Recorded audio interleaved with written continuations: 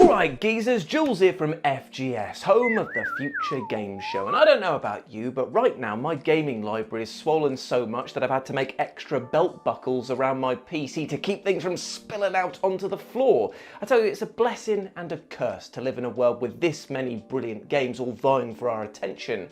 But I will say that trying to make a game stand out from the crowd is becoming increasingly tough nowadays. But thankfully, the titles that we're talking about today didn't have that problem, as they were so brilliantly designed or so delightfully weird that they all convinced me to add them to my basket, to my collection, or even just to my wish list with little effort at all. And as a favour to you, looking for new experiences out there, I reckon that I can sell you on all of these titles with just one sentence. So let's have a chat, as I'm Jules, this is FGS, and these are 8 games I bought after just one sentence, and you will too. And listen, before we start, come here. I know that I say bought, but a few of these aren't actually technically out yet. However, you can at least wish list or join an early playtest, so cut me some slack here, alright? And trust me, you are about to love what you'll see anyway. Also, just for the record, I'm not putting any Warhammer games on here because I immediately bought every single one without any prompting whatsoever. However, there is a blast from my personal past that I think that you'll enjoy later on in this episode. So let's kick things off with number 8, Pizza Bandit, which I can sell you with Gears of War meets Cooking Mama. Now, from the moment I laid eyes on upcoming co-op shooter Pizza Bandit, I was yelling yes, yes, yes, so much that my girlfriend thought that I was cheating on her. However, after continuing on with this praise for more than 30 seconds, she knew that that couldn't possibly be the case, so asked what I was so hyped about. And the answer to that question is Pizza Bandit, which is both a hardcore action shooter complete with buckets of blood and a hefty amount of grime, but also one that tells the rather heartwarming story of an ex-mercenary who wants nothing more than to put all of the bloodshed behind them and open their own pizza restaurant. Now, what this means for you, the player, however, is a fusion of both worlds as you battle against endless hordes in up to 4-player co-op combat while also trying to collect ingredients and cook delicious meals. If you thought the likes of Overcooked or Left 4 Dead were stressful situations, then you can only imagine the chaos that is waiting for you if you were combining both of them into a Pizza Bandit shape. Plus, as was recently revealed in our Gamescom showcase, it's entering early alpha tests soon, so you won't need to wait that long at all to get your grubby hands on it. Number 7, Trade Rivals Goblin Age. And I can sell this to you with this sentence: ruin your friends' lives, also you're a goblin. That was in brackets, not a second sentence. Welcome to the stinky and underhanded world of Trade Rivals Goblin Age, an early access title in which you have a rather simple and understated goal: set up a thriving store in a bustling medieval town. Yes, before the thought of carting sacks of grains and dealing with smelly peasants puts you to sleep, Trade Rivals reveals its rather killer twist. You play as a goblin with access to all sorts of tricks and schemes, and you're not alone in this town, and so must build a successful store while putting other players running their own out of business. What ensues is an absolute unexpected bevy of chaos, undercutting the competition with low prices, paying thugs to smash up their shelves, and even hiring rogue fairies to buff your business and use magic to hamper your rivals. On top of this, you've got to serve customers, give out the correct change, and watch out for cheeky thieves that are operating in the area. What could have been a tiresome micromanagement sim explodes into a multiplayer experience like no other. Plus, you're goblins, which is always a good thing in my book, so yeah. As Necrogoblicon put it themselves, eh?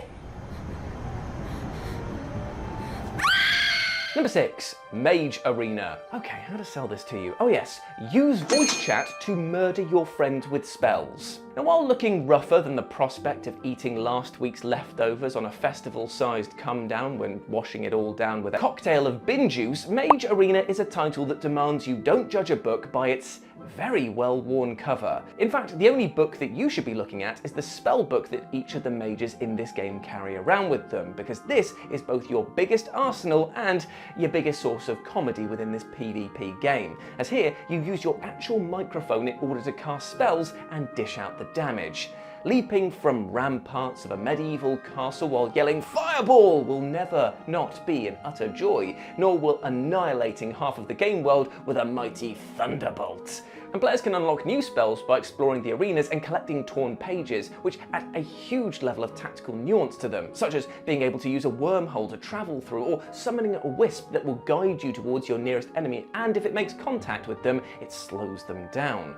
It's a game that is designed to get the blood pumping as you scream and likely swear with your mates, launching explosives and antimatter beams all around the map, and brings back all of those nostalgic couch gaming sessions screaming back into the modern era. As noted though, it is a bit rough around the edges, and the devs have even put the game on sale while they work out some of the major bugs, but the fact that people cannot and will not stop playing this despite all the jank just shows that there's an experience here worth digging for. Also, I am just going to say this as well, the lobbies for a game in which you scream at others in a match to do damage are filled with the type of scum that you'd likely expect, so get that mute button ready. Just warning you.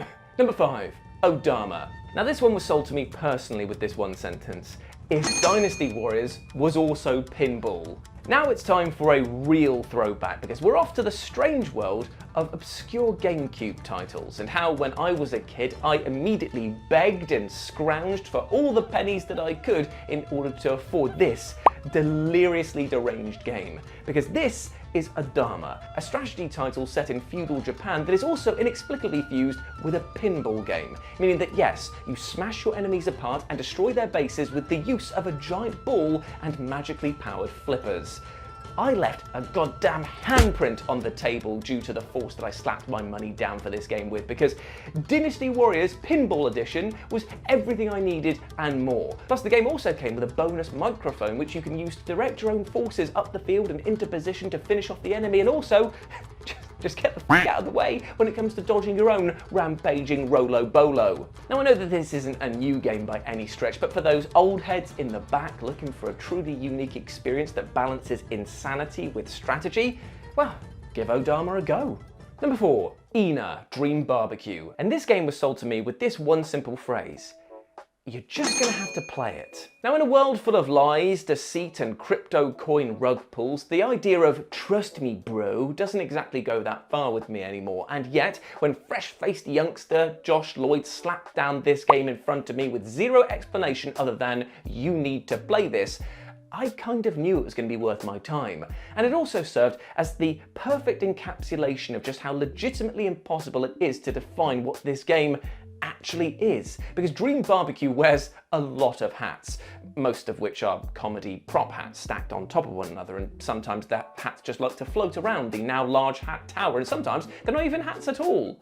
It's weird is what I'm trying to say. Going through the Steam reviews for this game is basically an exercise in watching people try to describe completely batshit scenarios that then also led them to give this game an overwhelmingly positive rating. And one of the crowning achievements for this game is the characters, of which there are so many, and each of them is brought to life in a way that hardcore fans of the web series will absolutely love and newcomers will immediately get behind. Equally impressive is the runtime, as Dream Barbecue is a pretty short experience, but it never overstays its welcome and is jam-packed full of content. And best of all, it's free right now, so don't forget to BYOBB, where the extra B stands for brain, because this game is going to absolutely melt it. Number 3, Kikn Hell. Here's the sentence for you: escape hell with nothing but kicks. That was a terrible kick, but keep it in anyway. Now, as we all know, stepping on Legos, or in my case, very expensive Warhammer models, is an absolute hell and a half shell. But what if your little grippers were the only means of escaping the netherworld? Welcome to the world of Kikn Hell, a game in which you're tasked with planting your size 11s right up Satan's arse, and proceed to do so via some pixel-perfect platforming and enough foot-based action to make even a foot fetishist start to sweat. Now, the graphics are wonderfully chunky, and the enemies are straight out of Baby's first hellscape, which at first convinces you that this will be a fun romp with extra stomp. But here is where Kikn Hell delivers its own swift kick to your pride, because this is a challenging game and then some, with some supremely dexterous requirements and pinpoint precision landing. Using kicks to propel yourself around the map, but doing so in a controlled manner, will enrage you until you become a Zen master of the experience. Well, either that or you become a weeping wreck of a human who'll insist on wearing slippers at all time forevermore to never have to experience defeat again. Woo! That's one for the books, isn't it? Number 2, Hauntify Mixed Reality. This one is an easy sell here for horror fans. Turn your home into a real haunted house. Now, I don't think it's overstating things to say that certain horror fans out there, they're a bit of a weird bunch. While many of us will turn our heads away from the breaking bones, the fountains of blood and other organ explosions, these lot over here will be salivating and asking for a director's cut that zooms in on the action another 20% minimum. Well, I've got some good news for you horror fans, because now, thanks to Hauntify Mixed Reality, you can bring the horror not just right up close to your face, but also into your very own house. You see, this terrifying VR title uses your headset to map out your entire house and then turns it into a deadly game of hide and seek. You're then tasked with finding 10 different artifacts that have been randomly scattered around your home, but the lights have been turned out and you've only got a wonky flashlight to lead the way, and also there's a ghastly figure stalking you throughout your own home. Great.